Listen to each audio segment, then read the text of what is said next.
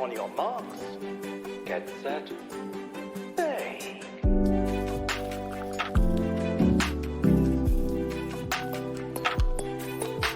I love that.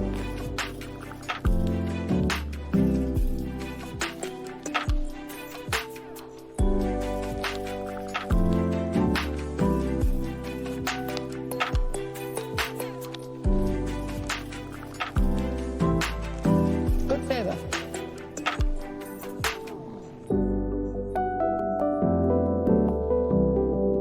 That I really like.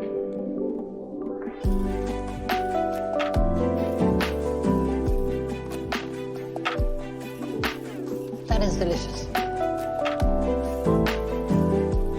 Bakers, your time is up.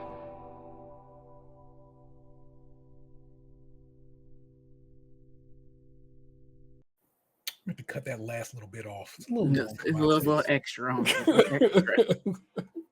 Welcome to it. It's Krém Patisserie. It's a great British Bake Off podcast. It's hosted by me, the Internet's Terror 713, but I'm always hosting with also, the Internet's Nick Jew. And of course, sometimes the Internet's Tatum 216. But he ain't here right now. So just get us two. We're good at what we do. So it's a delight. You think in that time I could have got it posted on Twitter that we was live. It didn't happen. Didn't I got Twitter open and I was pushing the post button, but no further than that there. And so it's Biscuit Week, everybody. We didn't get an intro this week. And in my notes I wrote, no intro stinks. There's too much wild shit going on this week in that tent. Probably a comedic opening probably did not seem appropriate.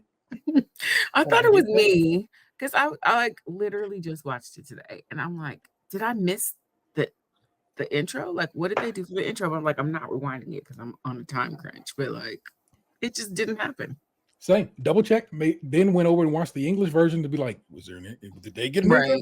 Because they have different sensibilities than us? No. They were like on a very special episode. That's exactly what they should have did. Shit went nuts. I have never, and I can't say I watched all 15 seasons of the show, but I have never seen anything like this. This was crazy. This show is not built to be like this. Also, a thing I learned is they say touch wood instead of knock on wood. Oh. Oh, girl, Georgie said that. And she's like, touch wood. I was like, what? Whoa. Okay. That's new. I'm going to start using that one. I don't know if I can use it, though, because it feels naughty. Throw the Out accent of on context. Idiot. We still have the full complement of bakers this week. So I'm going to just read you their names, just so you know. It's Andy, it's Christian, Dylan, Georgie, Jill. Fuck. Hazel, Ilyeen, Jeff, John, Mike, Nelly, and Sumaya. And not for long. But before we get into this week's episode, let's slide into our little news segment. Discuss some news in the baking realm, and it's this little segment. I'm gonna click play on this and watch. It's pretty sweet. I think it's pretty neat. Bakers make the world go round.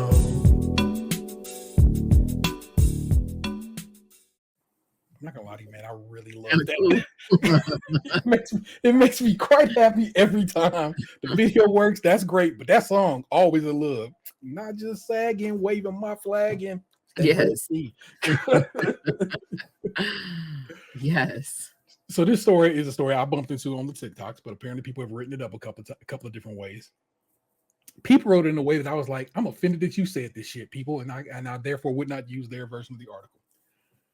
But this is from Delish, which I think might be a subsidiary of BuzzFeed or one of those type of organizations. A TikToker brought a birthday cake to a restaurant, and you'll never guess what they did with it. Threw it away. This is Daniel Harling on the byline here. A viral video on TikTok has half the internet wondering, where's the cake? It began when Ryan Nordheimer shared the details of a birthday dinner that took a turn for the worse when half the extravagant cake he made disappeared. So this is the story of how a restaurant in New York City ended up eating half of this incredible birthday cake that I made for my friend for his birthday, he revealed before sharing the story. According to Nordheimer, forgive me, when he arrived at the restaurant, he handed the cake to the hostess to bring out after dinner. The cake was then brought to the table, a candle was placed in it, and then it was taken back to be sliced. And here's where where things get a little sour. Nordheimer explains that he was a bit confused when small slivers of cake were brought out as slices, given the massive size of the cake. So just doing some rough estimations, there were 12 of us at the dinner. If we were each serve a slice of about the size of this size, or maybe a little bigger, that's going to be about half of that massive cake. Definitely not all the cake was served to us, he said. Despite his estimations, when they asked for the rest of the cake to take home, the group was told there was no cake left. Nordheimer admitted that he can see why workers would want a sweet treat after a long shift, but added that it was a little disappointing that his friend was unable to take any of his birthday cake home. And let's say the internet was far less understanding of the situation. You're being kind. The servers are not entitled to a slice. That restaurant owes you compensation, another person added. So he ended up doing a follow-up. And he said, the restaurant hit me up. They said they looked at the security camera and nobody ate the cake and blah, blah, blah. But it's like, did they show you the video of no one eating this cake or eating this cake or whatever happened? And apparently, no, that didn't happen. They ate that man cake. I know they ate that man cake. And I know they want to be like, no, it didn't. And the people story is like, see, they didn't eat the cake. They told them they didn't eat the cake. I'm like, so they lied. Right. That's all it is. They lie. And that's just really what it comes down to. And then this one woman who was like, look, I've had 20 years in fine dining. I worked in all these kinds of restaurants, Michelin star joints, shit like that there. I'm telling you straight up, y'all, they ate that man's cake. And apparently the restaurant that this took place in is a known restaurant, whatever group. So the quality of business of restaurants or consortium of restaurants is apparently where this occurred at.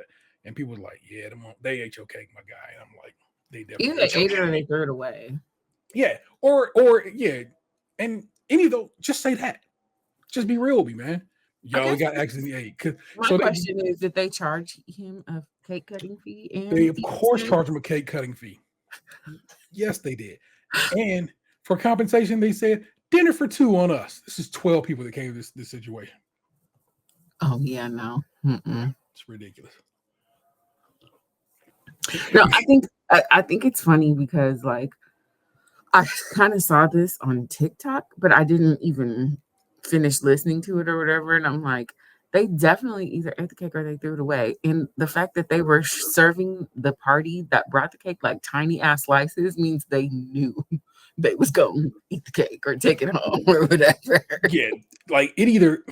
So I guess you got some options. They ate the cake, or they messed the cake up in a way that was like, give them what we got, and we just gonna keep moving.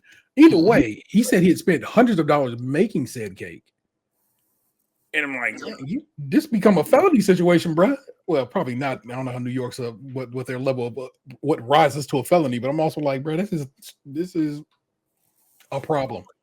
Yeah, you have to run me my money. You need better friends. Yeah, also because you would have got ran up on. But that is our Bakers Make the World Go Round segment. It was literally about cake. Couldn't go wrong with it this go around. So we'll see what next week brings us. But let's get to the business at hand. It is Biscuit Weeks, baby. We making cookies in any other part of the world. Well, I guess it's biscuits in a lot of the world, but it's cookies in some places besides America. I want y'all to know that. So tank just us. And we're going to start this operation with the signature. The signature challenge this week is 12 Viennese sandwich biscuits, and they have 2 hours in which to make these biscuits.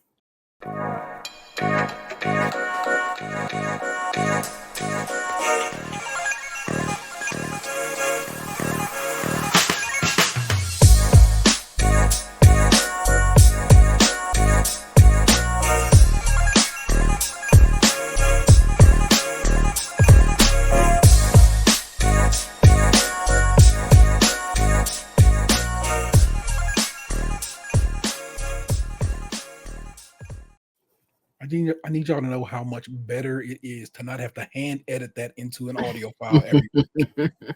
Because, bruh, it involves clipping the audio that we have, sliding it apart, sticking that in there, and making sure I faded at both ends. Not doing that anymore is a good thing. Yeah, you do so much editing work. Like, I had to clip some time out of our show last week, and I was like, no. And then I missed part of it, and I'm like, well, that's just staying. Like, it's in there. So it is what it is. Viennese whirls, my people. Viennese whirls are a British biscuit consisting of soft shortbread cakes piped into a whirl shape, said to be inspired by Austrian pastries, Viennese, which share the name. Hold on, I got you this name, and I got you its pronunciation. So let me give you this particular one. This is what this cookie is based on, and this cookie is based on Spritzgebäck. Do you hear that? Sure did. Spritzgebäck. And comes in various shapes with different fillings and decorations. So we get a good time to have that. I was prepared for that one. I wasn't going to pronounce. I got another one that I'm going to attempt to pronounce. But yeah, I wouldn't try. I can't even imagine what that spelled, like some umlauts and stuff. Like, I'm gonna throw it in the chat so you can see it. Prue said she wanted these to taste like all of heaven, and I'm like, whatever that tastes like, I want it. Yeah, if you can do that for me, you gonna just let me paste Spritzgebäck there. Oh, Spritzgebäck. Yeah, I mean, it looks like it's pronounced. It's all good. John's up first here. He's making Irish coffee Viennese biscuits with an Irish cream ganache and a coffee praline center. Jeff is going to attempt his hand at what's the matter? Are you not feeling well? Foreshadowing. Oh, Jeff. I was like, I'm just telling you, Jeff looked like he woke up dead that morning. Every time I looked at him, I was like, my dude don't look too good. I cannot believe he bothered. Not bothered, but it's like, sir, you are not well at all. Clearly so. Coffee. He's going for a coffee and hazelnut coffee. Wait a minute, coffee and hazelnut.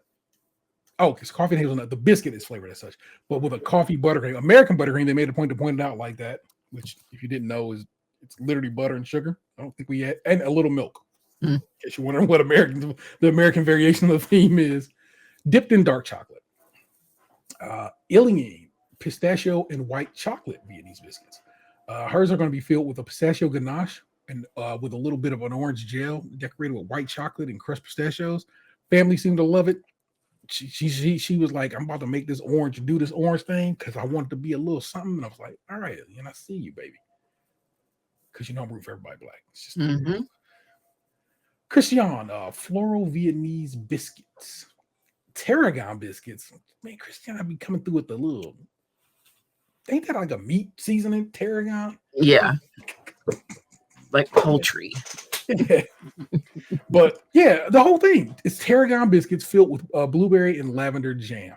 Like, and they show my man, like, they do a little pass pie, and he's just sitting there chopping something green, and I'm like, did we not learn from last week? But hey, right, whatever. Georgie's attempting her hand at rhubarb and custard Viennese biscuits. Rhubarb and custard powder. So rhubarb. So she's got two cookies, if you will, a bottom and a top. One rhubarb flavored, the other custard powder, which is a thing they sell on that side of the business, and that's what's going to flavor the individual biscuits. And she's going to fill the middle with a bit of buttercream and rhubarb jam. She used a dehydrated rhubarb, which was your suggestion last week of how to make a fruit flavor pop. Yeah. Nelly rhubarb. yeah. Last week it was supposed to have been raspberry, but this rhubarb, I don't know. Have you had rhubarb? I know I'm always not by itself, but like a strawberry rhubarb pie. Yeah. I think I've seen rhubarb because it's kind of like red celery, right? That's what it looked like. Yep. Never tasted it, and I don't think I have any real need or desire. Yeah. So. It surprises me that they put it with pie. What is it doing in the strawberry pie? I don't remember. So either nothing great or something bad, but not too bad, because it just doesn't stand out to me at all. Fair enough.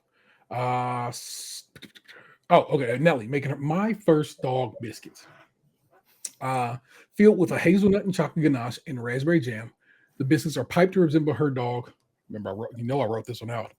Carocco. Let me tell you, 80% of the words that be coming out of Nelly's mouth, I don't know what she's saying. But I love her more every time she talks. Bruh. It was, in addition to, losing bakers this week, it was her showstopper. We'll get there when we get there. I Yeah. was like, it's a little too sincere this week to be having a little comedic opening. So Yeah. fair. Sumaya's up next. She's making cheese and blackberry Viennese biscuits, rosemary and lemon biscuits, piped to resemble a swan, filled with blackberry and rosemary jam and goat's cheese, because that's how my man Paul and them over there pronounce it. We just call it goat cheese here in America. And a goat's cheese. I don't want to disrespect, and honey buttercream, which, I mean, might go. Might yeah. be a blunder. I used me and Vanessa used to hit this restaurant up that made this amazing goat's cheese tart. Fire! It was so good. We'd go back to order that. So I get down with some goat cheese. I was like, well, she talking about she don't like it, but I'm like, she got a young palate is all. When she we're making these, she was like, I don't fuck with none of this, but my parents liked it, and it just up my stomach like winter. Mike. Oh, here we go. The farmer. I'm like, what the fuck is Mike? Mike is making malted brown butter and raspberry Viennese biscuits. Malt flavored biscuits filled with raspberry jam and buttercream. The malt straight from his family's farm, which I think is just extra dope. I wonder what they doing at his farm. He got the animals. You got growing. Like, I want to know a lot of these bakers' whole situation. Sounds like a full-time farm. For sure. Andy is making PB&J Viennese biscuits filled with cherry, I spelled that wrong, jam, and peanut butter buttercream. He explains that he got this in the war. Basically, he was stationed in the Balkans. No, I don't know if he didn't say he was in the Balkans, but wherever he was stationed at, he was stationed with some American troops, and he said American ration packs came with peanut butter and jelly, and he was like, these little packs in their ration. He was so excited to talk about where he got hip to this from, and I don't know. I like Andy a lot. Did you hear the way that Prue said peanut butter? It blew my mind. How did she say it? She said peanut butter. Like, she emphasized butter. Peanut butter. Yeah, because we say peanut butter, and she's like peanut butter. And I said, oh. South Africa's weird. Spin it on that and keep it moving. My man Dylan came through with the campfire cookie Viennese biscuits. I feel like they didn't discuss enough the work. Well, they did, because they really liked it. Let me tell you about it before I get there. Filled with torched Swiss meringue buttercream. My man took a bowl of Swiss meringue buttercream, hit it with the blowtorch to give it a basically toasted marshmallow vibe. And I'm like, I don't feel like it was discussed enough at the judging. I'm just saying.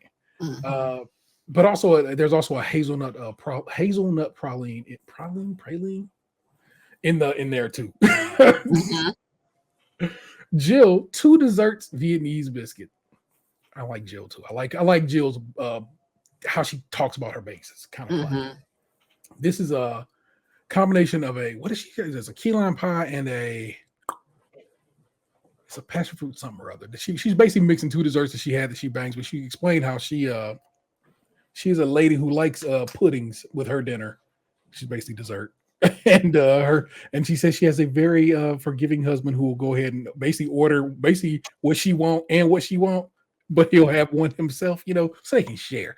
I'm like, that's all right. That's a good marriage. One for you. This is going to be filled with lime curd and passion fruit buttercream, kind of to make this. I think it was a pavlova. What it was, a passion fruit pavlova is what she said, and the other one was key lime pie. So she got to mix those desserts together. Hazel is aiming to make a coffee and hazelnut Viennese biscuits, golden caramel chocolate dipped biscuits filled with coffee buttercream. Well, let's judge this. Let me not say nothing yet. Let us begin judging. Everything felt like it was just laborious to eat, but then Prue blew my mind and turned one of them sideways and bit it, and I'm like, oh, that's how you do that. well, it's their job, right? So I guess we should respect the idea that they know what they're doing. But it's Yeah. but every now and again you'll see them like, yeah, you know what you're doing, because that was the way to do that, wasn't it? Just turn it to the side. Put that bad boy to the side. John is up first. Lovely, feeling quite sweet, but it mixes well with the bitter of the coffee and the biscuit. Paul thinks that the coffee is a bit overdone and leads to a dry mouth. Okay, man, I guess. Jeff's up top. A little bit clumsy, lost some definition. And here are my notes. And that's funny that Nick mentioned earlier. Y'all, this man does not look well. He looked like he died that morning. They were like, that's some serious coffee. The biscuit on the other hand slightly underbaked. Jill, pretty uniform, good definition, great flavor, love the texture, melts in the mouth with a bit of a crunch. Very sweet, but the curd brings it right back. Basically, just she came through. Mike wouldn't have drizzled it all over. If y'all were watching when Mike made this, he got to the basically nearing the end of time, and he's just like, I'm just going. He was going ham with the drizzle. Yeah, all over the place, and it's like as opposed to trying to like a little lighter touch. And it was noted. They were like, "Yo, man, you really went a little bonkers with that," and which is funny because it comes up another time in the episode where he has to be a little more gentle with his approach, and it kind of works out better for him that time. But they're really melting your mouth biscuit. Kept it basic with the flavor, but the subtlety is king here, is what one Paul Hollywood said. So basic worked. Yes, Nelly. I want over and over again. I want to say it to y'all. Love this woman. Is this where they showed the picture of her as a kid? I think it was in between these two challenges, but is this when she was talking to oh boy and he was like, "Where are you from again?" And she was like, "You're the love of my life," and you forgot where I'm from. So So they show a picture of Nelly as a child, and Nelly is the same human being now. Just smaller Nelly versus adult size. It's insane. It's like you didn't change it all. So, and her kids look just the hell like her, but just kind of tan. This is the second time in a row I'm like, that little boy a brat. I can tell. Like, he can get it, daddy can eat it. No, he can't. I'm eating that. I'm like, hey, you little pissant, get out of here. Of her Viennese whirls, clever, but not neat. But you can see it's a dog, so it's cute. And she was like bugging out. Remember, her raspberry didn't come through last week, right? And so she was really present in mind to be like, I hope Paul tastes the raspberry this week. And so she's waiting there. He's like, do you taste it? No, she said, do you feel the raspberry? And he's like, feel the raspberry. You know what I mean? Do you taste the raspberry? You know what I'm saying? And he's like, the pecans come through, the chocolate comes through, and indeed, yes, the jam comes through. The biscuit dough is really good, melt in your mouth, but crisp on the outside. So that Nelly's Viennese whirls came through pretty much. Dylan managed to get amazing definition and a neat design.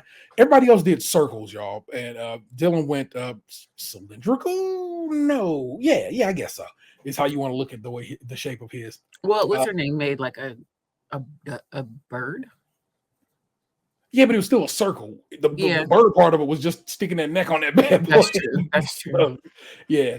So dipping looks good.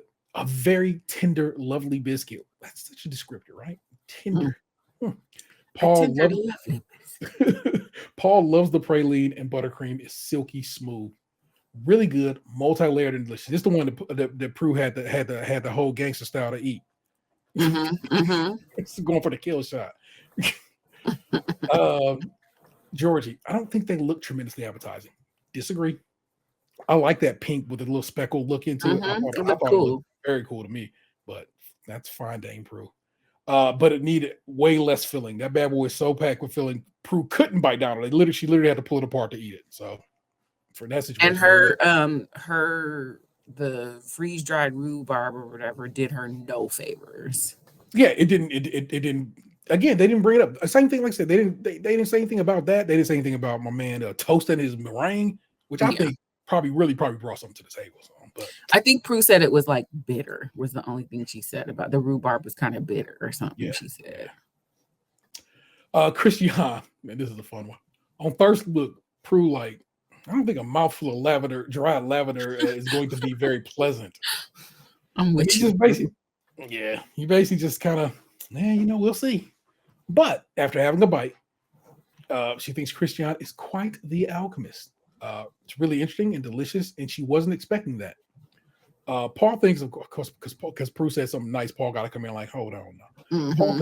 Paul thinks the biscuit is a bit tough, but they taste amazing. Shut up. But what an amazing compliment to have someone call you an alchemist. Like, Yeah. Especially when they were, because she came in doubting them first. Yeah, they were all first too. So, Ilian's next. Little flat, lost some definition. A lot of pistachio, but oddly enough, you can't really taste it, which I don't even understand. If y'all saw the amount of pistachio that was in this, it seems to defy logic that it shouldn't be tasting. Maybe it's just a poor batch of pistachio themselves. Maybe them nuts just weren't tasty or whatever, but it's crazy. Sharpness from the orange, though, comes through it. It's delicious. Difficult to identify the pistachio. It's nice. It tastes good, but feels more like a traditional biscuit than a Viennese. I guess you just take that feedback and run with it. Your boy Andy coming through. Done a really good job. Good definition. All the same size. All the same color. They look pretty neat. Cherry with the peanut is delicious. Like really good. And the Viennese is one of the best Paul has had in a long time. Prue doesn't like peanut butter, and she thinks they're wonderful. That's a win to me. And I felt like just not eat peanut butter and jelly over there. Not everyone, but it is not as big as it is over here. So I feel like the younger people who have had it in their life longer get down on peanut butter more than older people do. Yeah. Hazel, buddy. That biscuit isn't baked. It's soft. It's quite chewy. Something's missing from that recipe. Sugar? There's no sweetness because she forgot the sugar when she remade them biscuits. Oh my God. It was here that I knew Hazel's ass was going going the hell home. There was no other way around it. Yeah. I worried not for anyone else in this episode. I was like, that lady going home. She forgot the damn sugar in the cookies. You can't imagine biting into a cookie with no sugar. What is that at that point? Like, I don't think there's anything I could compare it to. No. A cracker, a really thick cracker. Yeah, that makes sense. But then it's gonna have a weird texture. I don't even know.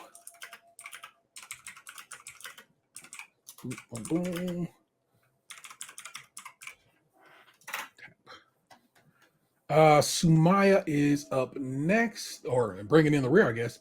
Love them. So cute. The definition is there. Beautiful. The blackberry really works with the cheese. It gives it a nice sourness that balances out the sweet of the berry. A little triumph and funny as well. Y'all had to see these. And again, I'm always assuming y'all watch this because I'm saying if you listen to this show, she made swans by making the Viennese words like you traditionally would, but then she baked little with using the same dough, little swan heads, and then attached them, and she set them up, vertically. That makes sense. Yeah. So they're standing there, all a whole little platter of swans just standing there. And I just thought it was really, really well done. And so I gets down with that. But that being said, let's head on out to our technical. The technical challenge is set by the Baroness of Biscuits. Fire. They are to make a batch of 12 mint cream biscuits. They should consist of a buttery biscuit topped with a smooth peppermint cream and coated in tempered dark chocolate, and they have 2 hours.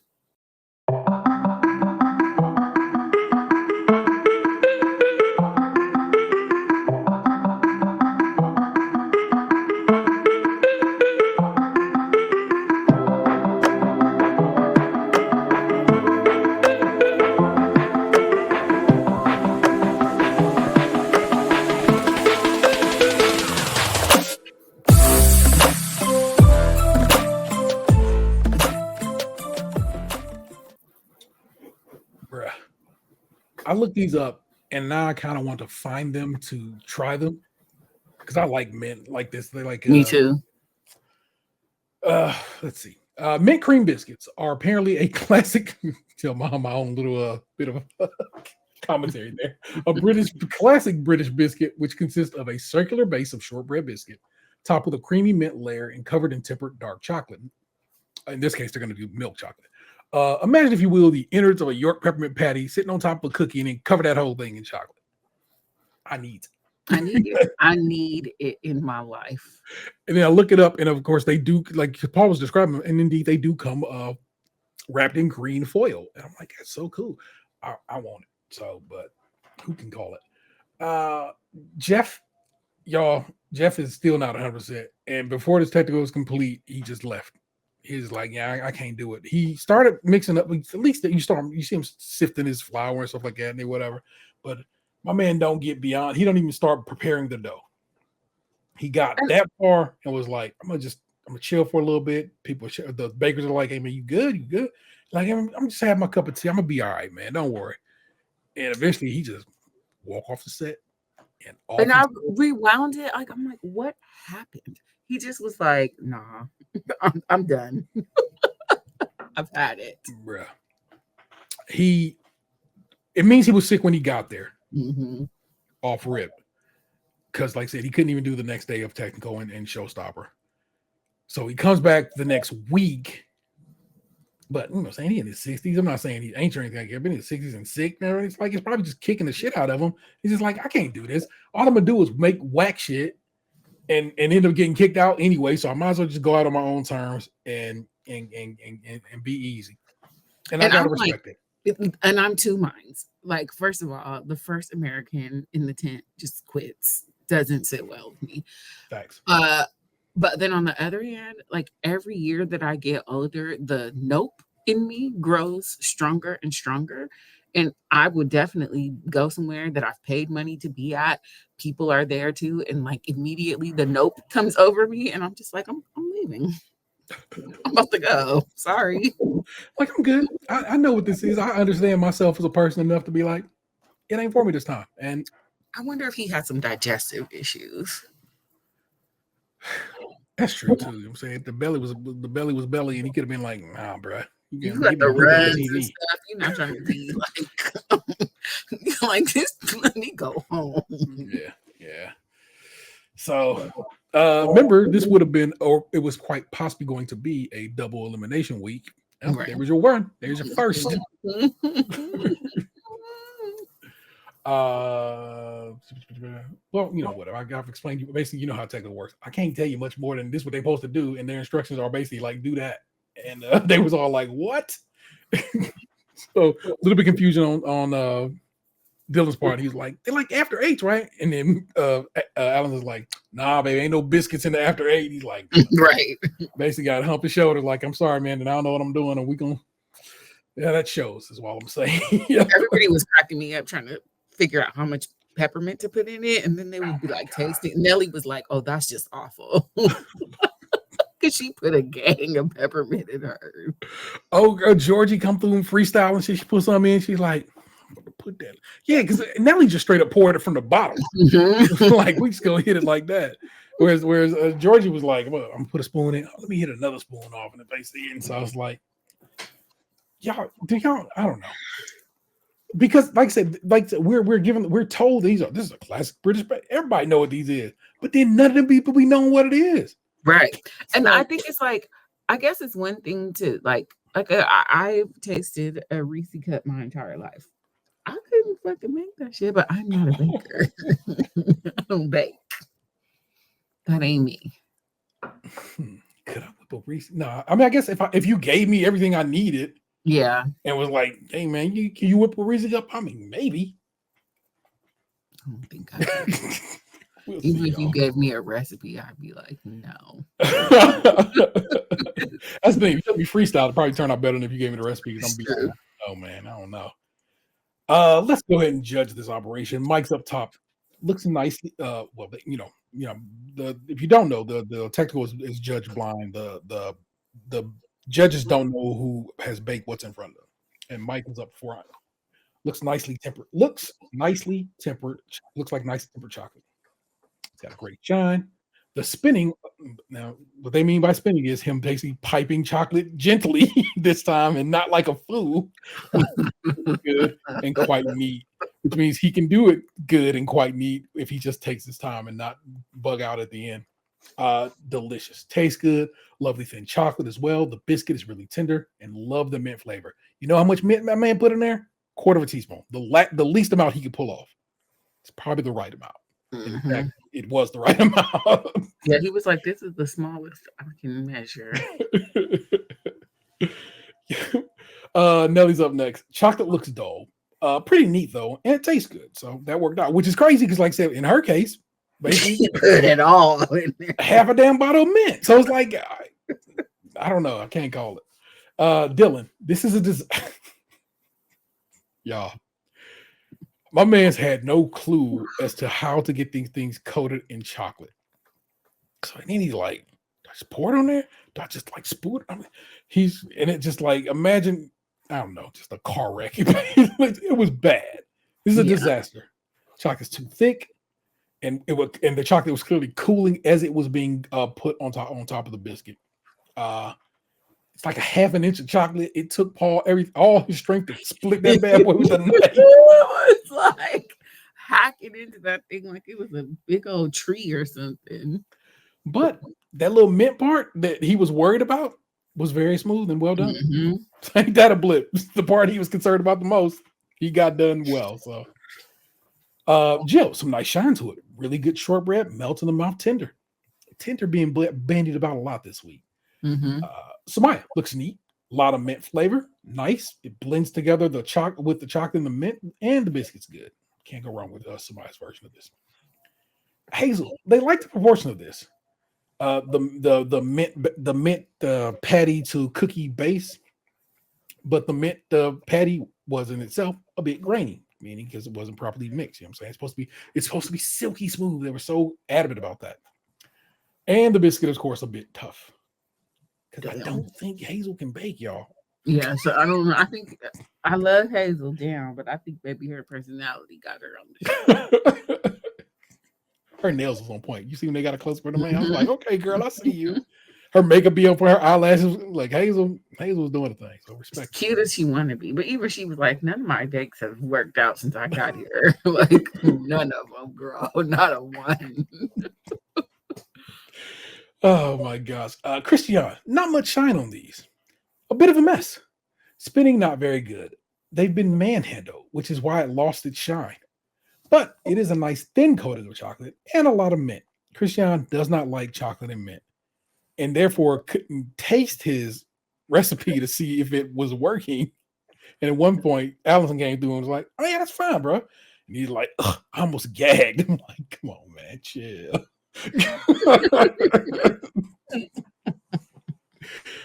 Oh my gosh, Georgie, not much shine on these. They like the mint though. The flavor is okay. The look, not so much.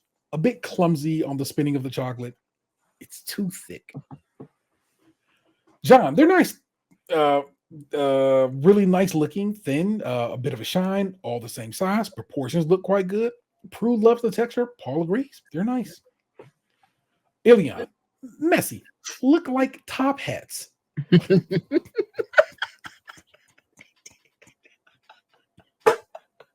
It'd be the best little disses. You know what I'm saying? Like, I see what you're saying, baby. But all the textures are good. It just looks a mess. Fair enough. Y'all.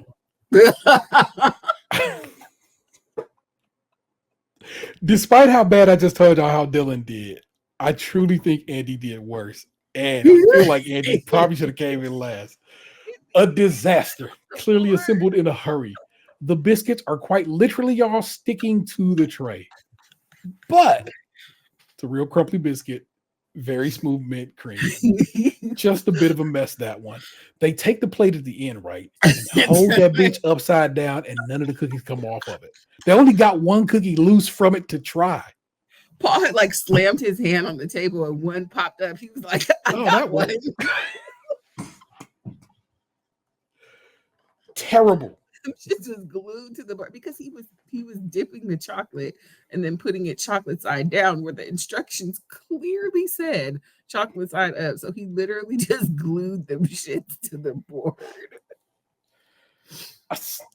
I don't, and he caught himself. Let's say like, how about still? I feel like he caught himself like 6 in. Yeah, it's like, well, just stop. Maybe wipe that board off. Do something, baby. Instead of wiping the board off, he just put the cookies back in the chocolate that was already there. So he just glued. Well, now you know if you need to glue something down, tempered chocolate. Facts. The ranking is as follows. In 11th is Dylan. Dylan, they look a mess. And Dylan just like, Andy. Oh, this is where they hold the tray upside down, the biscuit stick to it. And then basically enough said. Georgie's in 9th, Ilian's in 8th, Nellie's in 7th, Christian's in 6th, Hazel in 5th. Just wow when you think about that. You heard me say what I said about Hazel and still she came in middle of the table. Jill is 4th, Samaya is 3, neatly done, tastes great. John, pretty good, very neat, good shine on, just not as good as first place, which was last week's last place technical is this week's first place, and that is Mike. Very close to John. Took a while for them to agree on who was first place. So that's actually pretty square to me. I like that a lot. That was our technical, people. Let's head on over to our showstopper. Showstopper challenge is an edible puppet theater. Did not know what the hell Allison was saying. I had to rewind it. I was like, a popping theater? What is she saying? Puppet theater. Puppet theater. And so it's a biscuit scene complete with edible puppets. And they have 4 hours.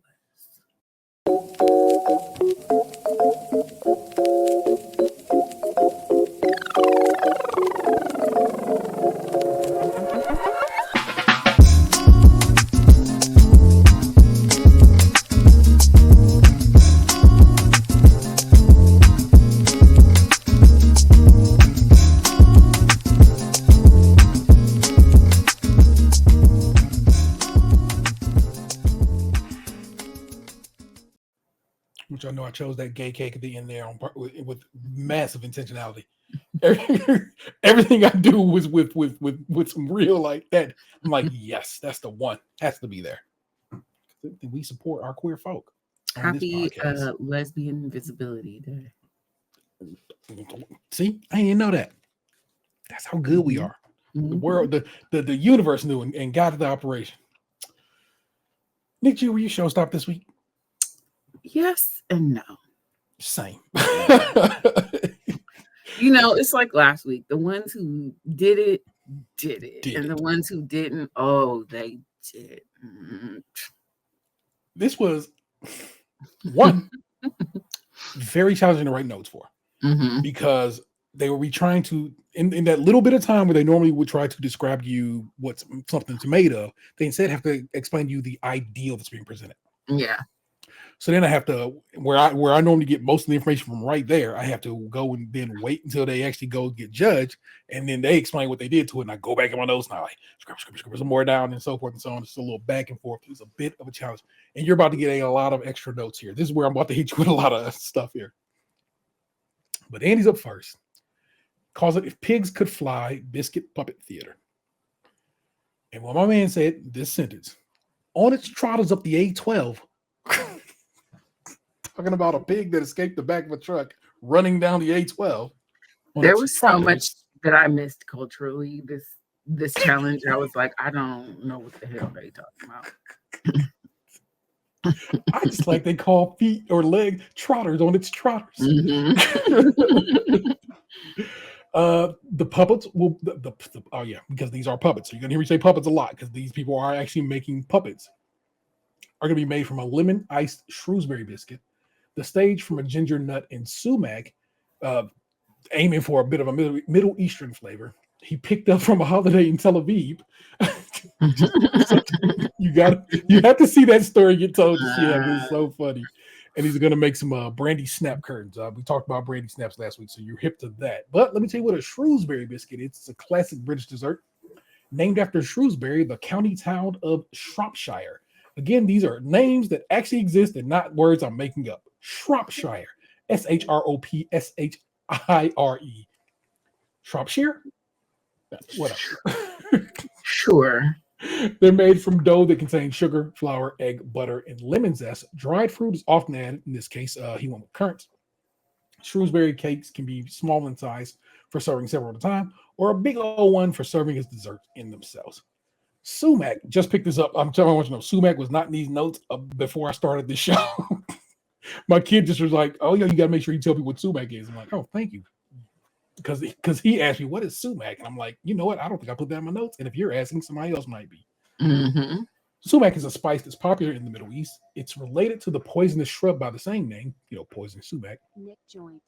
But hold on, don't know what happened, but okay.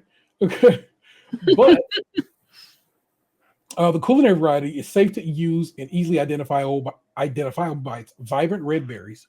Poisonous sumac is white. So there you go. Now you got an answer to what's going on there. The berries are turned into a coarse powder and sold as a ground spice. The berries are also available whole, although it's much less common in the U.S.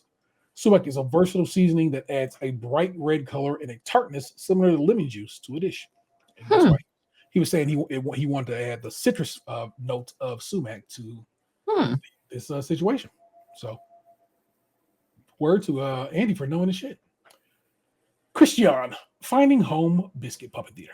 Christian Showstopper, this is my own commentary, is wildly intricate and challenging to explain because it's made of multiple types of biscuits, including a coconut macaroon, Dutch bitterkoekjes. Told you I'd have one that I pronounce myself. There you go. Which are the stars part of it. And the stage is speculoos, which is not to be confused with speculoos. Speculoos, well, we'll get you there. And grapefruit and saffron spritz curtains, spritz biscuit curtains. It's like you see all these components, and now I got to describe all of them to you. Dutch bitterkoekjes, also known as almond macaroons or just macaroons in some parts of the world, delicious. Apparently, that they describe as delicious. I've never had them. Delicious that have a unique taste that sets them apart from traditional cookie recipes. They are made with ground almonds, sugar, and egg whites, giving them a slightly bitter flavor with hints of sweet almond. Speculoos. So again, speculoos is Biscoff. So you know what you're doing there. Speculoos is another type of spiced short crust biscuit baked with speculoos spices, which originate from the county of Flanders territory in the present-day Belgium, France, and the Netherlands. These are not to be confused with speculoos, which, like I said, we know is Biscoff. Spitzgebäck, or spritz cookies, basically. But Spitzgebäck cookies are simple cookie made of flour, butter, sugar, and eggs. Somewhat dry, but incredibly buttery and delicious. They're very common in Germany, and it's a tradition for a lot of families to gather around and bake them during the Christmas season. They get their name from the German word spritzen, which means to squirt, fitting because the cookies are shaped by squirting the dough through a cookie press or pastry bag. In this case, he's drawing curtains for the stage on a layout he has to then bake and then hang on the theater. It's very impressive. Georgie's making a Welsh festival biscuit puppet theater. Lemon lavender gingerbread stage decorated with leeks and daffodils. This is piped leeks, not actually. She's not putting actual onions on this thing, but she meant to draw them along with a cinnamon, chocolate, date, and walnut Welsh dancer puppets. John is making Johnny and Stanley's Welsh Adventures biscuit puppet theater. This is a honey and chili gingerbread stage with orange zest and cinnamon puppets. Hazel's trying to make Punch and Judy biscuit puppet theater and orange and chocolate chip shortbread theater with a cherry and almond shortbread beach. We'll get there. I'll go no further. Dylan is making a Rabbit in the Moon biscuit puppet theater. He's going to make these. He's going to make giant by standard macarons that are going to be filled with yuzu and mint, and then another set of macarons that's going to be filled with whiskey and a miso caramel. or caramel, however you pronounce it as you will, but you gotta say caramel. Just want you to know that. Even though I'm looking at it and it is spelled caramel. But it's what it is, baby. I've never said caramel a day in my life except for today. Caramel. It's caramel. He's also making some sugar biscuit puppets made with roasted soybean flour. Just like, and they say soya over there, Soya. They add a letter for some reason. Jill is making the gingerbread man biscuit puppet theater. It's a gingerbread stage with vanilla biscuit puppets. Real simple, real to the point. And I dig that for her. Mike, Gold Farming Biscuit Puppet Theater. It's a gingerbread stage. It's gonna make puppet. So I had to look up what the sticks that hold the strings that go to puppets. Those sticks actually have a name. They're called controls.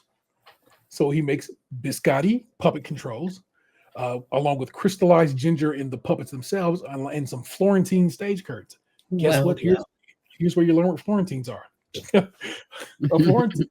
Florentine biscuit, or simply a Florentine, known in Italian as biscotto fiorentino, is a sweet biscuit of nuts and fruit. Florentines are made of nuts, typically hazelnuts and almonds, and candied cherries mixed with sugar, melted together with butter and honey, cooked in an oven. They are then coated on the bottom with chocolate, which is traditionally scored in a wave pattern with tines of a fork for decoration. Other types of candied fruit are used as well. They typically contain neither flour nor eggs. Now, what Mike is doing in this case, this is what he's making his stage curtains out of. He's making the Florentine biscuit. It's really well done. Ilian is making Strawberry Fields Forever puppet biscuit theater. It's a rooibos and orange sugar biscuit stage with strawberry shortbread. There's strawberries, as in there's shortbread cookies made to look like strawberries. I don't believe they're flavored with strawberry, on a toasted coconut and chocolate soil bed. Rooibos is a tea derived from the Aspalathus linearis that grows in South Africa. If you might have had rooibos tea before. I have. It's kind of a reddish in its color and kind of medicinal, kind of minty medicinal in its flavor profile. I'm not a big fan of rooibos. I've had it, but I don't know. And who knows? You make that bad boy with some orange and some cookies, it might be the hit. Look, y'all. Nelly get a little real, and I'm about to get a little real to describing y'all Nelly's situation, which is going to be, could be slightly uncomfortable for you, could be sad to you, but this is her lived experience, and she wanted to tell a story, and it's both kind of wonderful and also so sad at the same time. Nelly's making a forest dance biscuit puppet theater. This is gonna be some shortbread stars with boiled sweets melted to give it kind of a stained glass look. It's like you boil your hard candy, imagine if you will. They basically some Jolly Ranchers, beat them bitches into a powder, and then they'll melt in the oven, and you'll get a stained glass look. She's making the stage is out of gingerbread, and she's using this lemon icing to make it.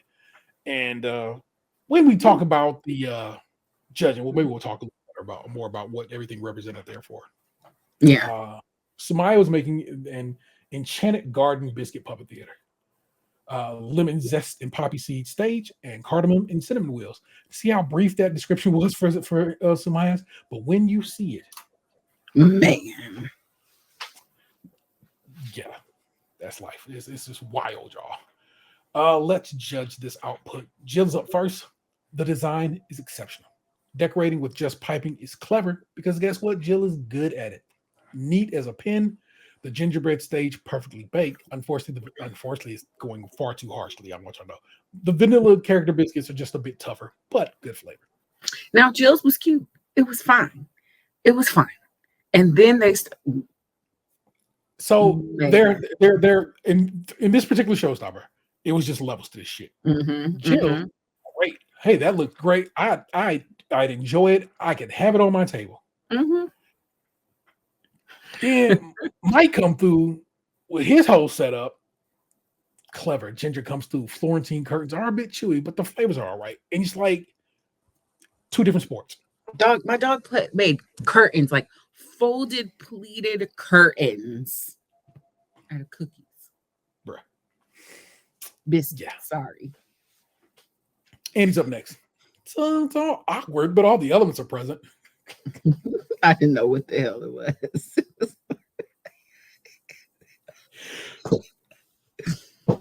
Andy's supposed to be a story of him driving to work, a back of a truck opening up, and a pig escaping from the back of that truck, running down the A12. I have no idea where the A12 is located in the whole of the UK. And he just thought that story was funny and thought, I could bake that. And he did. Yeah. He did. And they're like, hey man, that side there is cracked. He goes, oh yes, it's an old theater. And I'm like, funny boy. It fell and broke. It's representing an old theater. It worked. See, that's the age of the artwork with. The sumac does indeed give it a nice little citrus flavor that Paul enjoys. And Prue loves the Shrewsbury biscuit. Well done. Georgie's up next. It collapsed a bit, but that's because it's underbaked. Like it was obviously underbaked too, just so soft. Nelly actually explained why she was making hers that you gotta just go ahead and bake that bitch hard. And because it's the only way you got, because it's structural. It has to be. It's what you have to do. And these other bakers, everybody who comes through with me telling you it's underbaked is they just weren't confident in their product enough. They weren't confident enough to leave it in the oven for that extra 2-3 minutes that it needed to be in there. And maybe they'll learn from that. Learn that lesson. Prue likes the piped daffodils, but wonders where the leaks are. And then George has to explain, hey, not everything made it on the deck. The dates come through on the puppet cookies real good. But the stage, of course, is slightly underbaked. The gingerbread stage, on the other hand, is delicious, but everything's just basically slightly underbaked, but the flavors are spot on all of it. John's up next. Could have gone with a little more detail in the figures. The orange comes through lovely. Again, different sports, because John's not whack, just not as good. Yeah. It was fine. Yeah. The orange comes through lovely, but the biscuits themselves are quite tough. The stage is beautiful, tender and crunchy. The chili levels in it are perfect, so they appreciate the stage portion of the program, not so much the puppet part of that. And then you get this, and then it's just like, okay, there's only 2 left who can do anything at this level, and this is one of them. Samaya comes through. Bruh. She was painting that bad boy. It was absolutely gorgeous. I'm not saying, because Nelly was painting hers too. Yeah. Nelly was pretty as well. Yeah. Sumaya, you're very artistic is how Paul begins this. The colors on the backdrop are beautiful. And the fact that this theater is mobile amazes Prue. Yeah. Them bad boy got wheels and can move. That, like the cookie wheel, the biscuit was a wheel and it rolled. That's crazy to me. Yeah. Delicious. Then Paul takes a bite of one piece and exclaims, the lemon only to be corrected. And she's saying, ain't no lemon in that one. But he like, what you mean ain't no lemon in it? And then Prue's like, no, it is lemony. So, and he's like, I know. So there's a little back and forth, and she's like, look, I ain't putting no lemon in that part. So if you taste the lemon, I don't know what it is. But he's like, I like that. It's doing it for me. So, you know what I'm saying? Take that. It's amazing. And it goes well with the cardamom, and they work beautifully well together with that lemon. The back part of the theater, he said, the only complaint is just a bit thick, but the design and artistry are fantastic. And then at the front of this theater are these swans that she painted and cut out, and just Prue was like, those swans are exceptional. No, exquisite, forgive me. Nothing's up next. So beautiful. There's real thought there and depth to it as well. Wonderful colors. The shortbread melts in the mouth. It's a nice flavor. Paul likes the sharpness from the lemon on the icing. The whole design is exceptional. Nellie's design is a forest, a dark forest you have to go through to make it to the light at the end of the tunnel. She's explained. In this is basically her husband and her 2 boys. But she also has these 5 stars. Remember I explained to you shortbread that was made with like the candy to make the windows. And she explains those are basically babies that she has lost. And she's like explaining in detail, like, yo, look, I carried them. They never made it, but they are always going to be a part of me. And they deserve to be in this image of me and my family because they are a part of me and my family. And I just like, yo, that's like, what a lovely woman. 5 miscarriages. Like, I thought that sunset feature that she painted was absolutely gorgeous. Yeah. You need to see it. Yeah. I know I reiterate that, but I'm going to just keep doing it. If you are not watching this, you're missing out on a good portion of what we're describing, and you kind of need to see it. Me and Nick have told you this. We bang with Nelly. Yeah. She's wonderful, and Period. I really like what she does and brings to the table. Oh yeah, just as they finished and called times, Ilian fainted. Passed smooth out Just on the floor. the deck. What the hell? And they are picking her up and they're walking her out. She goes, a handshake last week and a fainting this week. What is that? And they walk away. And basically, she's not coming back for the day. Medical team is like, no, baby, you called this one off. So basically, like, lost 2 bakers to the illness today. All right. So in her case, I truly think she worried herself to, you know what I'm saying? Stressed. Yeah. So Noel stands in for Ilian, which is so tremendous because of course he now has a new appreciation for when a baker has to walk up to the judges holding their bake in his hands. It's like, this is awful. I've had nightmares about this. The design is good, but it's missing an integral part: the puppets. Ilian had these puppets. She was like, I don't like these. Immediately pulls them off, says, I'm sorry, husband. But guess what? This is a puppet theater. You need the puppets. Mm-hmm. And they I'm not saying they look fantastic, but just leave them in there. They were fine. Mm-hmm. They were no worse than anybody else's worse. So especially when you see some of these other people's worse. Trust. The sugar biscuit has a nice little citrus tang to it, so it's good flavor. Nice snap to it. That's what he said. Good flavor and a nice snap to it, people. Strawberry biscuits are soft, but they are underbaked.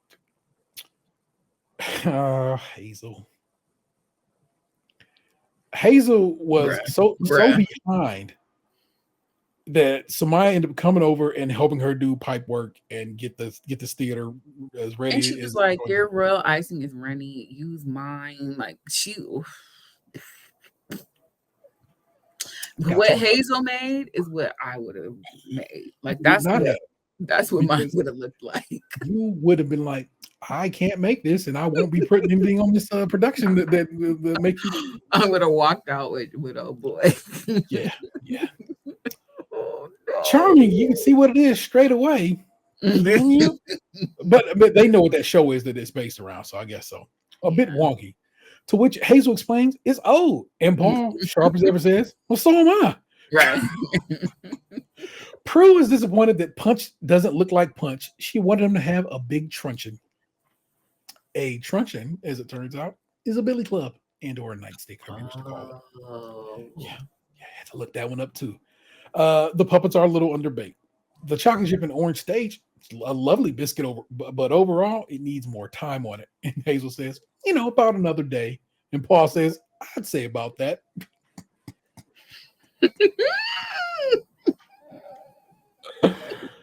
I want to say probably when this is going up, all of a sudden you just hear a boom, and they swing the camera around, and Dylan's ass is on the floor. He goes, "They like, you all right?" He goes, "I was reaching for my water bottle and it fell off. It's just a little too far out of reach." And this is when I was like, I lost it. I'm like, it's cursed. What is happening right now? Like he literally fell off a whole stool to the ground. And he was like, "They're dropping like flies, isn't it?" Dropping like bloody flies. Hold on, you know what I'm saying? Because of course, they got to throw that in there. Speaking of Dylan, he's up next. Prue loves the Hakusai painting. The Hakusai painting that you all probably know off the hand is that the Great Wave, and so that's the vibe he's going for. Paul points out the crack across the front of the theater facade, and he's like, "Yeah, crack, baby. What am I supposed to do?" They find the soybean flour biscuits interesting, flavor-wise. The whole thing is beautifully painted. The one macaron with miso, the miso isn't very present, which I think is kind of weird because they don't like it. Yeah. But the whiskey's there, and it's quite tasty. The other macaron gets a simple, "Oh, yeah," from Paul. So he was on fire with that one. Prue tells Dylan he's so good with flavor, a great designer of story as well. Well done. Oh yeah, I guess I should have told you about this. His was based on a Japanese fable. Yeah, we'll go with that. That's the right description. Where the moon goddess comes down to earth, and it pretends to be a poor beggar, and is trying to find food, and a rabbit sacrifices himself for the moon goddess. And because of that, the moon goddess sends the rabbit up to live in the moon. If you look at the moon, we all say, "Oh, it's the man in the moon," or cheese in the moon, or whatever. But in other parts of the world, they say it's a rabbit in the moon, and that's where that comes from. So it's very well done. And kind of neat to see. Christian bringing up the rear, but baby, I don't like the way it looks when they first showed it from this little skew. I'm like, that's not right. But when you look at it as you would a theater, man, like everyone else could have just like gone home. Like I don't like if it was a competition just about this here Showstopper challenge, he won. Like, give him the plate. We're done. The cake stand, whatever. It's absolutely magnificent, utterly charming, really detailed. Paul's like, I've never seen anything like this in the tent. It's very professionally done. It's wonderful. Then he gets the munching on that bad boy. The stage spice level is perfect. It snaps and there's crunch to it. It's delicious. Prue gives it a little clap when she takes that bite of it. You know what I'm saying? So it's hitting because that little thing. Mm-hmm. He gets to the next part of it, takes a bite. Paul's like, that saffron is instant. Paul walks from behind the table, walks over to Christian, daps my man up. Second handshake of the season, y'all. Mm-hmm. Well and true earned. He was like, come here. Come here. I'm gonna come to you. One of the best things Paul says he's ever seen in the tent ever in 15 years. It was crazy. Absolutely Wonderful. Well done. That's what's up. Your star baker should have been your star baker last week too. Is one Samaya. she was very shocked, but I was like, no, baby girl, they should have gave this to you last week. And like and it's not like her showstopper this week wasn't also fantastic. Exactly. But she crushed it in the signature, crushed it in the showstopper, and did fair in the technical. She was a star baker, and I think they knew it at that point in time. So it was kind of obvious. But Christian did that. He did that. For sure. Because now he becomes somebody I'm like, let's see what you do in bread week. Because you're somebody I'm looking at, my guy. The person who should have gone home did go her ass home. Hazel got sent home. She forgot the sugar and some cookies, y'all. She knew too. She was like I said earlier, homegirl said, none of my bakes have worked since I've got here. And you know who else is probably need to step her game up next week? Georgie. Where you been, girl? Come on, Georgie. I'm rooting for you. We'll see how this all plays out because, well, technically, I guess it already happened because we record on the night it comes on in England. Oh, right. What happened, y'all. Bread week over there. But that is indeed this week's Bake Off. I'm gonna go delve into I gotta go look at the Spotify page, see if anybody has messed with this dang poll. Responded to our polls and things. You know what? They don't let us do questions no more. Like I put the questions in the show notes, so the question is here. If you are so inclined to answer it, please do.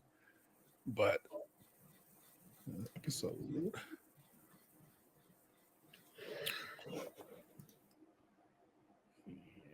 and polls. Let's go look at the polls right quick. Nope, no action on the poll. Sorry, people. Spotify ain't popping like that, I guess. I want to tell y'all something that I am quite pleasantly surprised by. This has been doing pretty good over on the YouTube. Nice. People like looking at us, apparently. And, I'll try to remember that we're on camera. Crazy. I have had to move everything here because normally it sits here. Right. So I can make sure I'm here with this camera. And so I've been working on that. And so, but also thank you if you've been watching this, and I hope you enjoy it. I posted once again on the Reddit, and the Reddit did get a lot of action. Nice. So I'm like, good. I'm glad the Bake Off Reddit is showing love and getting down with what we do over here. What should be our question of the week? Rhubarb. Yeah, what's up with that? We have rhubarb. Fine.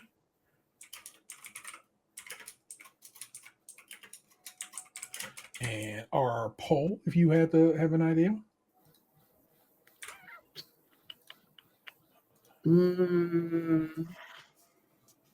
I think that we should ask the people. What was our man name from America? John? Yeah. No, Jeff. Jeff. We think Jeff had COVID or the squirts. With Jeff got because I'm going strongly for the runners. How do I manage to tap that? What's up with Jeff? Is how I'm going to word that. Now figure out how to word it. And if that is not your poll, don't worry about it. We have an email address, podcast@stagecrunchyandmilk.com. Feel free to hit us up over there. We had a phone number, 216-264-6311. That's 216-264-6311. We'd certainly love to hear from you. And to hear from you, we have this week. Yay. And I think it's a double up. Of course, it's the big one, Frank. Frank wrote us Friday night and said, "Hello all, enjoyed episode 1 podcast up to par. By the way, this was the first time I watched the podcast on YouTube. Telling you, we out here, baby. It is odd that the tent was cold, but I read where winter stuck around a lot longer than UK this year. So, it just held down. Biscuit Week was certainty. He had already watched Biscuit Week, because Frank always ahead. Biscuit Week was certainly eventful. I wonder what was wrong with Jeff. We as well, sir. That it's still affecting him. I know some commentators hoped he would be brought back next year. No, I'm okay. I mean, they do that like on Drag Race, and that has been beneficial to some contestants like Miss Vanjie. Fair. Too bad about Hazel. It was the right decision. Yes. Sometimes someone who can cook or bake well just end up being terrible contestants. This is that case. She can make a cake at home, and her grandbabies and family love it. But that's also because she has time. She can make it, let stuff sit, come back around, go have a cuppa, get it done in her time. But when you have to do it, 2 hours to do it, and so forth and so on, this is what you get. The pressure of the tent, the cameras, got to it. Yes. Poor Ilian, there must be something in the air. Correct. Seriously. It'll be interesting to see how the season will play out, since the episode Showstopper again relied on presentation and creating a structure. And likely that'll happen again next week, because it's bread week. The one thing I have to say after seeing this episode, you must get Nelly on the show for an interview. I know. I wish. Yeah. That was awesome. After seeing her chase Noel around in the tent, she is certainly TV gold. She will be a riot. Y'all. Because she had her hands are just covered in chocolate. And he's like, "Do you want a hug?" And he's like, and she hands up, and then she just chasing around the tent. And then George is like, "Those two are naughty." And I'm like, "George, you wildin'." Oh my gosh. Frank hit us back today. Oh, and I actually did see this. And it's an article that basically this is a clickbait ass title. I want you to know. Basically, Sandy, the former host, was basically like working on Bake Off. She was like, "This is the longest years of my life." She just didn't like it. The headline initially that I saw was something like, "Ain't that she said?" I saw it in that same Reddit I was just talking to y'all about in the Bake Off Reddit. So let me see if I can read y'all what the Sandy Tolksvig reveals she is no longer friends with Bake Off's Noel Fielding. Oh dear. It's like that's a clickbaity ass article that has truly had nothing to do with anything. Basically, she was like, it was a job, and we don't work together no more, so we don't talk together, talk much no more. But they made it seem like it was beef. Yeah, and basically she was like, she hated working on the show because she was like, basically, I'm sitting around there literally watching meringues bake and so forth, and it just wasn't for her. You know what I'm saying? She didn't really have a rapport. Like Allison and Noel seemingly have a good time together. Yeah. And so it's vibes. And she just didn't have the vibes. I didn't like Sandy anyway. I don't remember which one she was. When they first switched over to Channel 4. Older white lady. Short not hair. older, but yeah, short hair. Okay, yeah. So it's like, I saw that article of Frank, and it just like, because of course it's making around these Bake Off streets where that I happen to oddly enough walk, so I'm aware of it. It's just like, yeah, y'all trying to make that more than it is, and I think she's come with a statement since basically clarifying like, yo man, don't take that as I don't bang with my mans. That's not what I'm saying. I'm just saying we don't work together no more. Right. It's people you don't work with no more that you don't talk to no more either. So, But it's not beef or anything. Yeah, of course it's not. I'm gonna have stop it. Anywho, that has been this week's Krème Patisserie. It's a Great British Bake Off podcast. We're very good at what we do. I'm not fronting. I was talking. I was on a Cadillac on Mars last night because we did that recording last night, and I was one of the things we talked about on the show. I talked about how very proud I am of this show because it's better than any other Bake Off podcast, and I'm not fronting when I tell y'all that.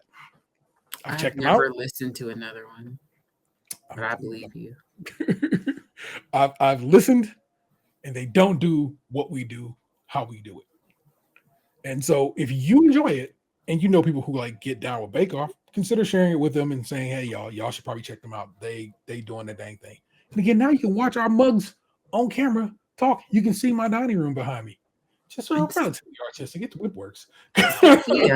Sophia says hi to everybody. Nice. You know what's up, Golden Girls. You know what's up. All right, yeah, we'll be back next week. No Nick next week. No Nick next week. But probably Brad next week. Unless I swap out for somebody else. I don't know who somebody else. I might have to leave y'all a voicemail or something because it's cake week. I mean bread week, my favorite week. How you gonna miss bread week, punk? I know I'm gonna be. When you record, I will be on Bourbon or Frenchman Street getting drunk with my people. Word to Nowlands and your folk down now. So it's all good. Show love to Aunt. You know what it is. Just because I asked you to. Do it because I asked you to. Yeah, that's it. I've gone through everything. Here we go. That is, of course, Nick Jew. I hope y'all can't hear my loud ass refrigerator on the show. It's the bane of my existence. My ice maker every now and again will just start running in the middle of operation. It's like, you got to deal with it, baby. I don't work in the studio. Right. The fact that it sounds as good as it does in this situation is crazy. Yeah. So I'm Dinner Stay 713. Can't wait to bake with you again next time. We'll see you next week. Peace. What happened to your ass? It used to be beautiful.